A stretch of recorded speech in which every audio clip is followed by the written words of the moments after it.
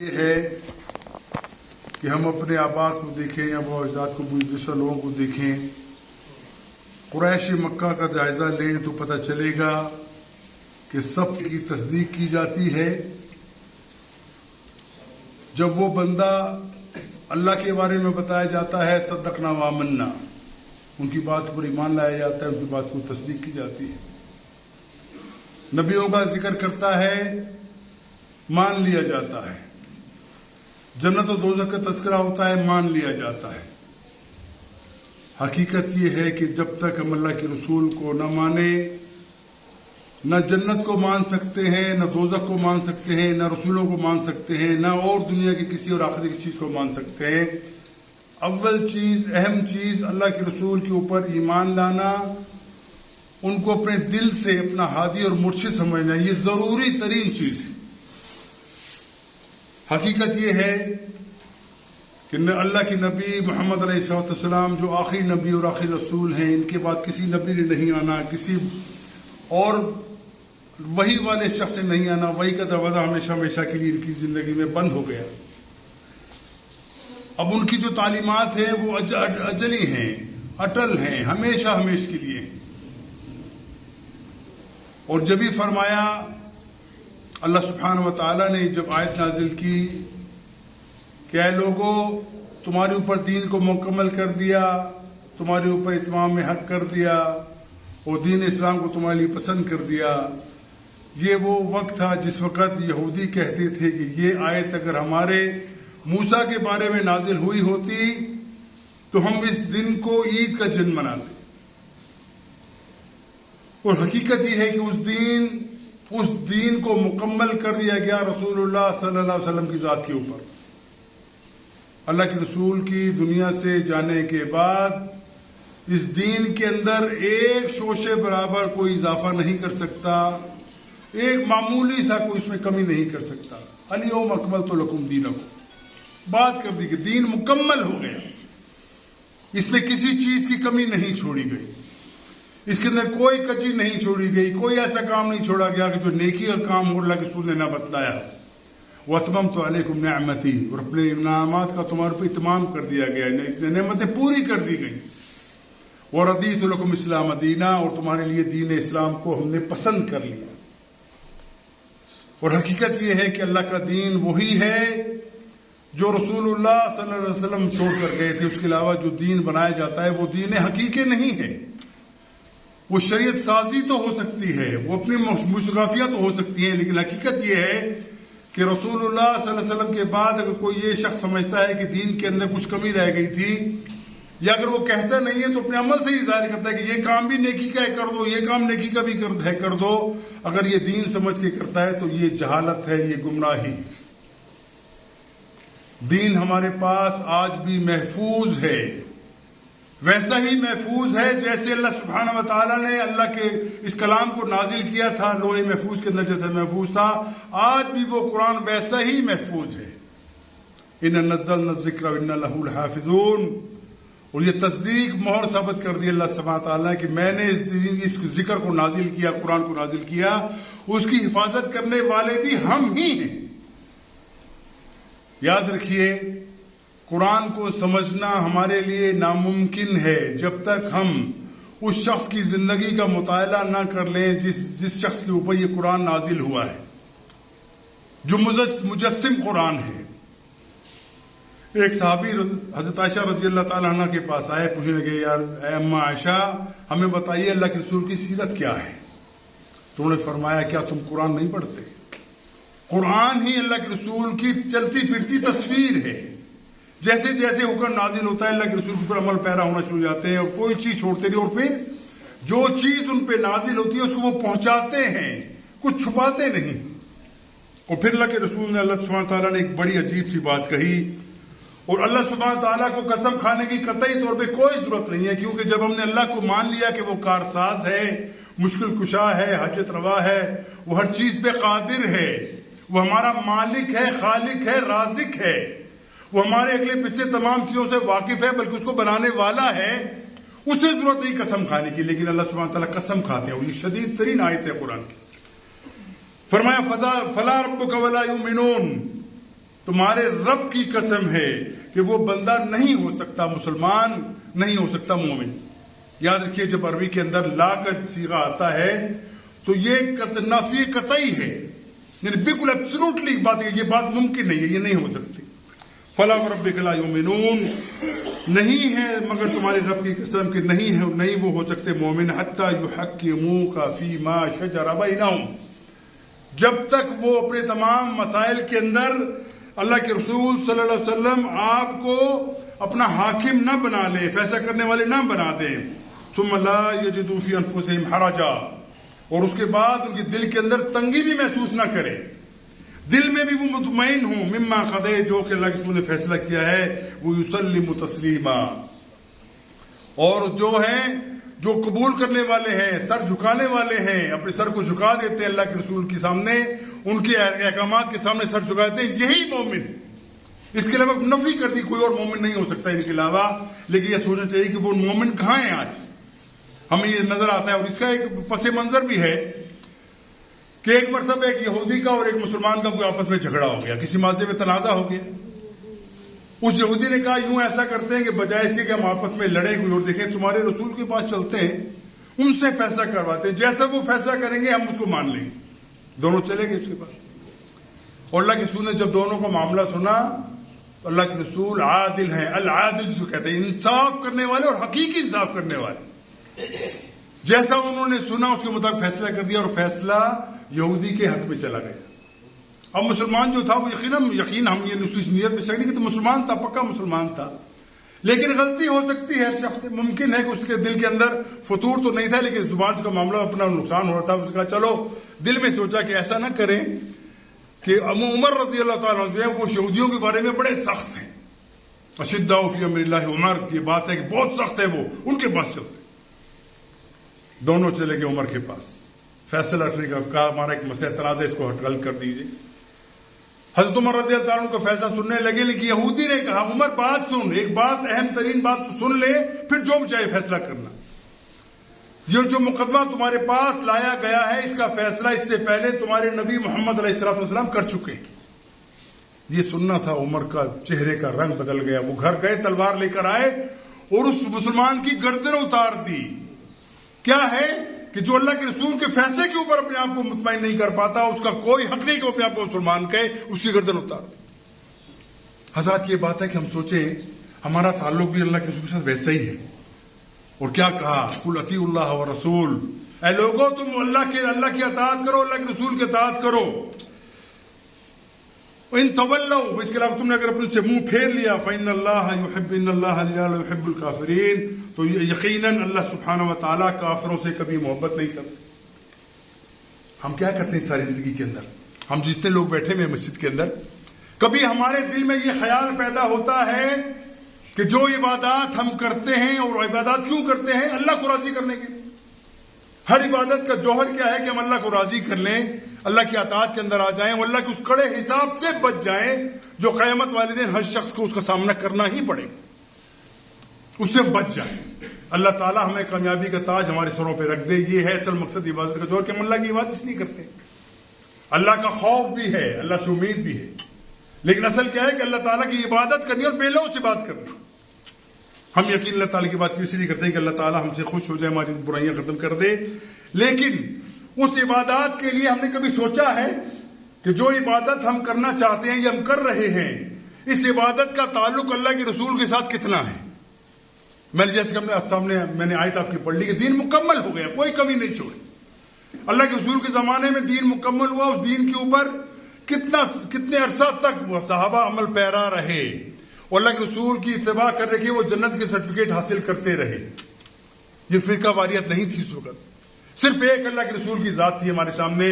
ان کی باتوں کو مانا جاتا تھا، ان کی بات کو حرف آخر سمجھا جاتا تھا. لیکن وقت کے ساتھ ساتھ معاملہ بگڑتا چلا گیا. اور آج اگر کسی شخص سے پوچھ لو کہ بھائی تو اللہ کے رسول کو مانتا، پر ہاں میں قربان ہو جاؤں اللہ کے رسول کے اوپر، میں اپنی جان قربان کرنے کو تیار ہوں رسول کے نام کے اوپر، لیکن پوچھو کہ اللہ کے رسول کی زندگی کا طرز عمل کیا تھا، خاموش. کوئی اس کو پتہ جواب نہیں ہوگا اس کے پاس.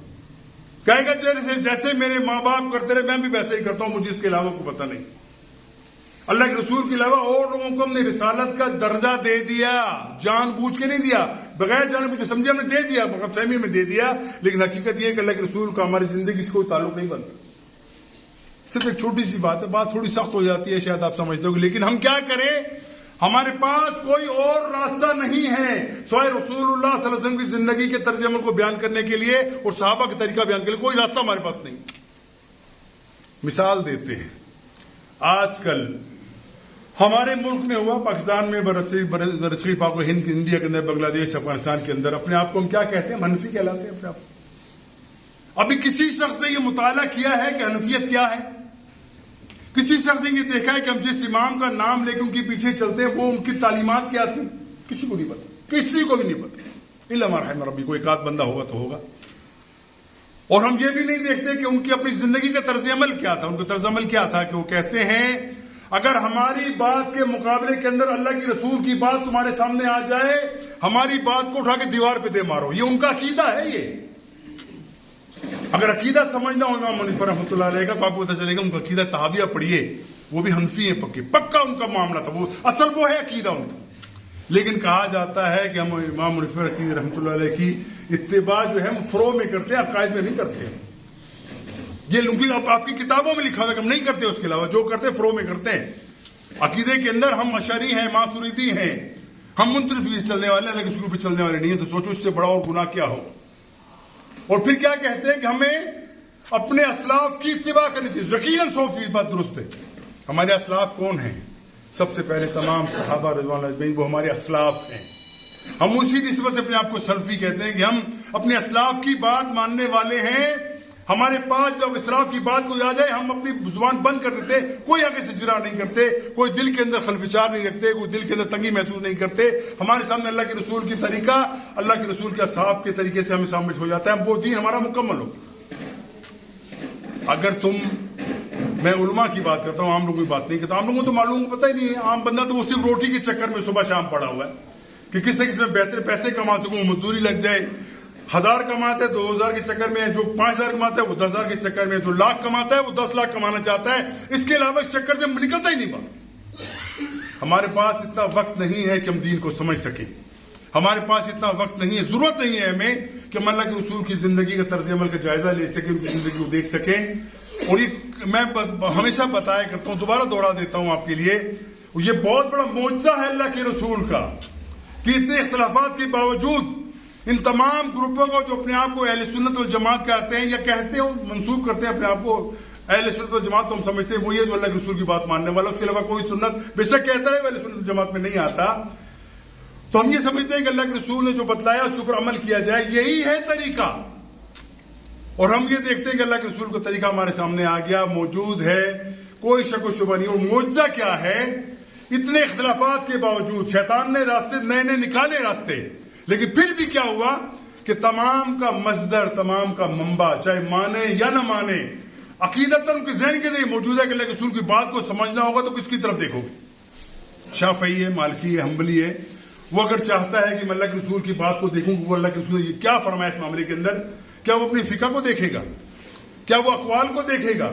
کیا وہ رجال کو دیکھے گا؟ نہیں، اسے صرف اللہ کے رسول کی حدیث کو دیکھنا ہے، بخاری کو دیکھنا ہے، مسلم کو دیکھنا ہے، ترمذی کو دیکھنا ہے، ابن ماجہ کو دیکھنا ہے، سنن نسائی کو دیکھنا ہے۔ یہ تمام کتابیں جو ہیں معروف کتاب، اس کے علاوہ بے تحاشا حدیث کی کتابیں موجود ہیں جن کے اندر اللہ کے رسول کے احکامات بیان کیے گئے ہیں۔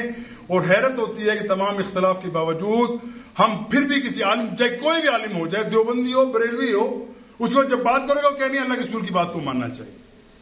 اور ایک صاحب تھے بڑے معروف، نام لینے کی ضرورت نہیں ہے، وہ دنیا سے رخصت ہو گئے، ان سے ایک مرتبہ ذکر ہوا، کوئی 25-30 سال پہلے کی بات ہے۔ میں کہا حضرت آپ تمام چیز باتیں کرتے ہیں، آپ کے سامنے اللہ کے رسول کی صحیح حدیث جس کو آپ بھی مانتے ہیں، صحیح حدیث وہی ہے جو بخاری کے اندر آئی ہے، وہ صحیح ترین بات ہے، اس کے اندر اللہ کے رسول کی نماز کا طریقہ ہے، آپ کا کیا خیال ہے کیا کرنا چاہیے؟ اب فرقہ واریت اور تعصب کی وجہ سے ان صاحب کا کہنا کیا تھا، اللہ ان کی مغفرت کریں، پھر بھی کہتے ہیں، چلو وہ کہتے ہیں کہ ہم جانتے ہیں کہ اللہ کے رسول کا طریقہ مسلم اور بخاری کے اندر تمام موجود ہے، لیکن ہم اس طریقے پہ عمل کرتے ہیں جس سے جو ہمارے امام نے بتایا ہے۔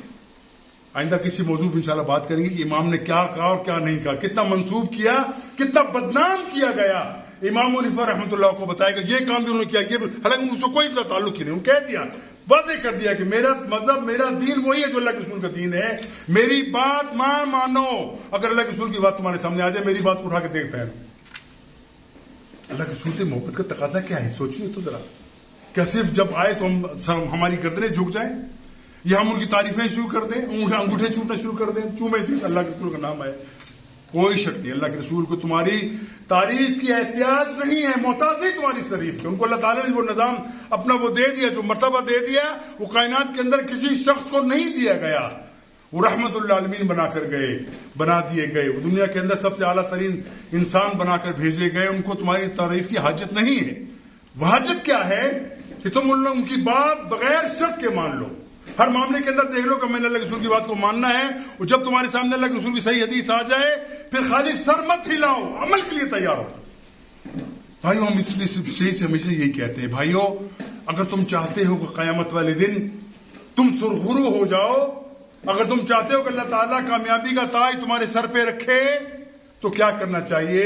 اللہ کے رسول کی اتباع کے لیے تیار ہو جاؤ۔ جب تمہارے سامنے کوئی چیز آ جائے، کوئی بندہ تمہاری وہاں پہ وکالت نہیں کر سکے گا، یاد رکھو۔ قرآن کے اندر آتا ہے وہ ایک دن ایسا آئے گا جس دن کے اندر نہ ماں بیٹے کا ہوگا، نہ بیٹا ماں کا ہوگا، سب لوگ اپنے اپنے معاملوں میں پھنسے ہوں گے، ہر شخص یہ سوچے گا کہ سب میری نجات ہو جائے، میں مشکل سے نکل آؤں، کوئی کسی پیچھے نہیں آئے۔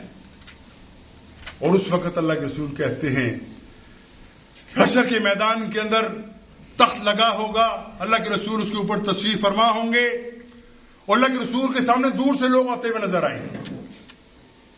اللہ کے رسول ان کو چہروں سے پہچان جائیں گے، ان کی وضو کرنے کے اعضاء چمک رہے ہوں گے، نماز پڑھنے سے پیشانیاں چمک رہی ہوں گی، اللہ کے رسول پہچان جائیں گے یہ میری امت کے لوگ ہیں۔ اللہ کے رسول خوشی کا اظہار فرمائیں گے، یک درمیان کے اندر دیوار حائل کر دی جائے گی۔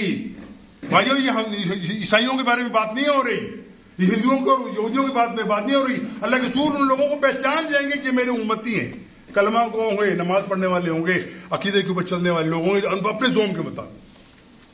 یا کہیں جب دیوار حائل ہو جائے گی، اللہ کے رسول کہیں گے یہ تم نے کیا کیا، یہ دیوار میرے اور میرے امتی کو درمیان کیوں ڈال دی؟ کہا جائے گا یا رسول اللہ یہ وہ لوگ ہیں جنہوں نے آپ کے بعد آپ کے دین کا نقشہ تبدیل کر دیا، بدعات شامل کر دی، عقیدہ تبدیل کر دیا، آپ کے علاوہ کسی اوروں کو انہوں نے اپنا منہج بنا لیا، آپ کسی اور کو اپنے لیے اسوہ بنوا لیا، ان لوگوں نے آپ کو چھوڑ دیا تھا۔ وہ نماز پڑھتے تھے یہ لوگ، لیکن آپ کو حرف آخر نہیں جانتے تھے۔ پھر پتہ کیا ہوگا؟ اللہ کے رسول غصے میں آئیں گے کہ من غیر بعدی، ان کو مجھ سے دور لے جاؤ، ان کا میرا کوئی تعلق نہیں جنہوں نے میرے دین کو میرے بعد تبدیل کر دی۔ میں ہمیشہ کہا کرتا ہوں بھائیو، اللہ سبحانہ و تعالی ہمارے اندر بگاڑ بنانا چاہتا ہے، ہمارے لیے بہتری کرنا چاہتا ہے نا، تو اس کے لیے اللہ کے رسول کو طریقہ بتلایا گیا۔ جبرائیل علیہ السلام آئے، 3 دن مسلسل آئے، اللہ کے رسول کو نماز کا طریقہ سکھا کر گئے۔ اب آپ کیا سوچتے ہیں کہ سب کہتے ہیں نا یہ بھی صحیح ہے، وہ بھی صحیح، سب صحیح ہے جی، جو مرضی کرو، نیت درست ہونی چاہیے۔ بھائیو، یہ بہت بڑا بہتان ہے، اللہ کے رسول کے اوپر بہتان ہے، جبرائیل کے اوپر بہتان ہے یہ، کہ جبرائیل یہ بھی بتا کے گئے، یہ بھی بتا کے، ثبوت لاؤ، ماننے کو تیار ہے۔ ہمارے سامنے کوئی حدیث لے کے آ جاؤ، جو عمل تم کرتے ہو اس کی حدیث لے کے آؤ، تو ہم آنکھیں بند کر اس کو قبول کر لیں گے۔ لیکن اگر معاملہ اس کے برعکس ہے، اللہ کے رسول کا نماز کا طریقہ بھی ایک ہے، روزے کا طریقہ بھی ایک ہے، حج کا طریقہ بھی ایک ہے، زندگی کے تمام معاملات کا طریقہ صرف ایک ہے، ہم عام آدمی اگر کوئی 2 باتیں کریں کہتے ہیں نہیں بندہ ناقابل اعتبار ہے یار، آج کچھ کہتا ہے کل کچھ کہتا ہے۔ کوئی بندہ دکاندار کے پاس جائیے نا، کوئی آپ کے پاس جائے گا، بولے چیز کتنے کی ہے، بولے 50 روپے کی ہے، آدھے گھنٹے میں پھر جاؤ نہیں جی 70 روپے کی ہے، پھر کہ 100 روپے کی ہے، پھر کہ 120 کی۔ آپ کیا کہو یار، تو عجیب آدمی ہے، ایک بات پہ ٹھہرتا ہی نہیں ہے۔ اگر 50 کی ہے تو 50 کی ہونی چاہیے، 100 کی ہے تو 100 کی ہونی چاہیے، پہلے یہی بتاؤ۔ تم ہمیشہ اپنی بات تبدیل کرتے ہو، اس کی بات کا اعتبار نہیں کیا جائے، تو یہ بات ہم اللہ کے رسول سے ہم نہیں کر رہے، وہی کر رہے ہیں بالکل۔ اللہ کے رسول کے حدیث موجود ہیں، قیامت والے دن گواہی بن جائے گی تمہارے خلاف، تمہارے تک بات پہنچا دی گئی تھی، لیکن ہم کہتے ہیں نہیں، ہم وہ کریں گے جو ہمارے ماں باپ نے کہا ہے، ہمارے باپ دادا کو ہم نے دیکھا، ہم اس راستے پہ چلیں گے، اس کے علاوہ ہمارے کوئی راستہ میں پسند نہیں ہے۔ لیکن یہ کب تک ہے؟ جب آنکھیں بند ہوں گی پھر پتہ چلے گا کہ معاملہ کیا ہے۔ ہم ہمیشہ یہ ندا لگاتے ہیں، لوگوں اپنے لیے اللہ کے رسول کو حجت بنا لو، لوگوں اور اللہ کے رسول کے علاوہ کوئی تمہارے لیے حسوہ اسوہ نہیں ہے، کوئی نمونہ نہیں ہے، کوئی آئیڈیل نہیں ہے، کسی کے پیچھے چلو کوئی گمراہ ہو جاؤ گے، اللہ کے رسول کو تم نے چھوڑ دیا۔ یہ عمل کا طریقہ ہے. زبانی بات نہیں کہتے, زبانی جو مرضی کہتے رہو, باقی جو چیز چاہے کرو. نماز محمدی, روزہ محمدی, زکوٰۃ محمدی, حج محمدی, طریقہ زندگی محمدی, طلاق و نکاح کے معاملات محمدی اگر ہیں تو کامیاب ہے. اس کے اندر غلطی ہو جائے تو اللہ تعالیٰ معاف کرنے میں قادر, اللہ تمہیں معاف کر دے گا. لیکن اگر بنیادی طور پہ اللہ کے رسول کو اپنے ایک سائڈ کر کے اپنی زندگی گزارنے کے لیے کوشش شروع کر دی کہ ہم نے اللہ کے رسول کو طریقہ چھوڑ کے ہم کامیابی حاصل کر لیں گے, بہت بڑی غلط فہمی. اس غلط فہمی سے نکل جاؤ. حسبنا اللہ ونعم الوکیل. اور پھر کہا اے اللہ کے رسول جو تمہیں بتا دے اس کے اوپر عمل کرو, جو جس سے منع کر دے اس سے منع ہو جاؤ. وما آتاکم الرسول فخذوه ونهاکم عنہ فانتہوا, کہ جو چیز اللہ تعالیٰ اپنے رسول کے ذریعے تمہیں دے دیں اس کو مان لو, پکڑ لو, مضبوطی سے پکڑ لو, اور جس سے منع کر دے منع ہو جاؤ. اب یہ کیا ہے, یہ صیغہ امر کا ہے, امر آرڈر ہے کہ یوں کرو. اگر پھر بھی ہم نہیں کرتے تو پھر کیا حال ہے, ہمارا کیا بنے گا.